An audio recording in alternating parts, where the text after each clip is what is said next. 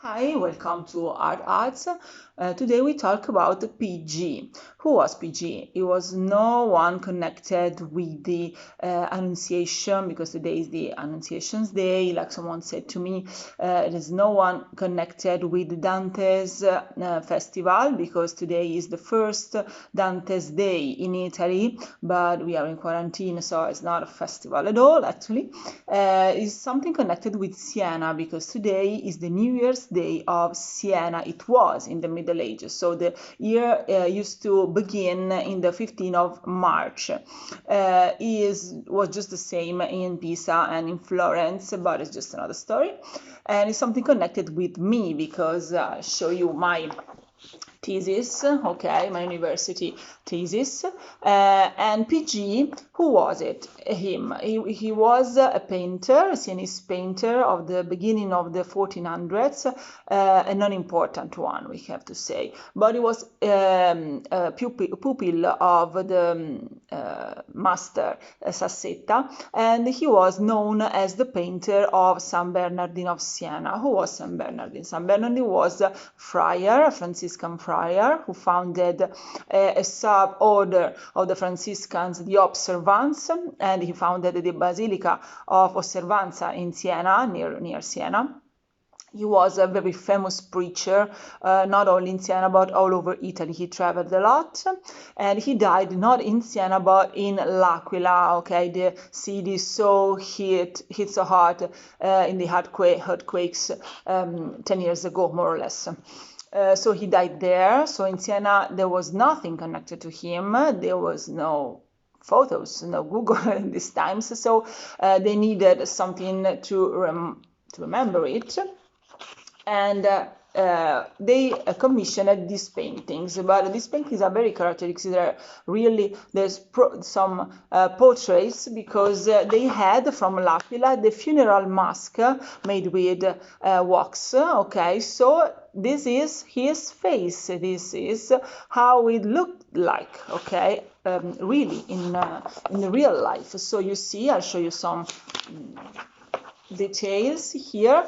Here's his face, and you see he's the same. So he was a very skinny guy, okay, and he has this chin, this characteristic jutting skin, okay, because he had no teeth, that's it, and he was very wrinkled, and he has the thin gray beard here, okay, so it's very, very peculiar. You can recognize it very well. I know that San Bernardine is famous not just in Italy, not just in Siena, but all over the world, because a lot of Catholic schools in US and in the western part of the world are named San Bernardine, like St. Catherine, for example. They're very famous. And Pietro di Giovanni Ambrosi, this painter, this is the name of the painter that I called as a friend PG during these times when I was just preparing my thesis.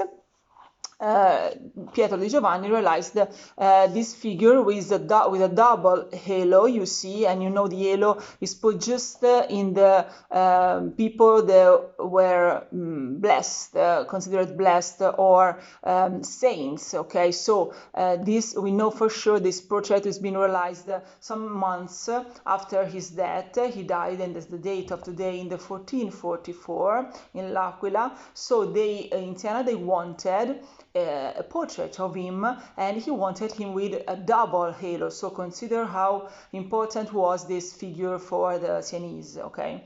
And in the halo that's written blessed Beatus Bernardine. So he was considered just blessed and a saint, properly saint. He had a book, has a book here, and it's written down in Latin. You have to know about the above stuff, not the material one, okay, not about the hurt. And he just walking over, we can say, the hurt itself.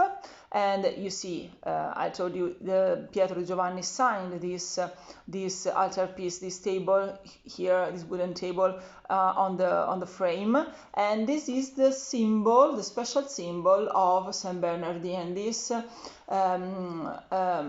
symbol with the JHS, that stays in Latin as Jesus Hominum Salvator. It means Jesus Christ, Savior of mankind. Okay, he used to show this little tablet, wooden tablet, with this sign painted over, with surrounded by a sun with 12 rays, like the 12 apostles.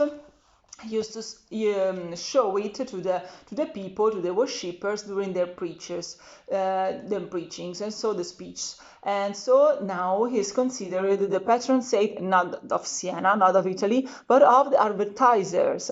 And if it's this little appointment, I called him here, arts, it's my patron saint. That's it.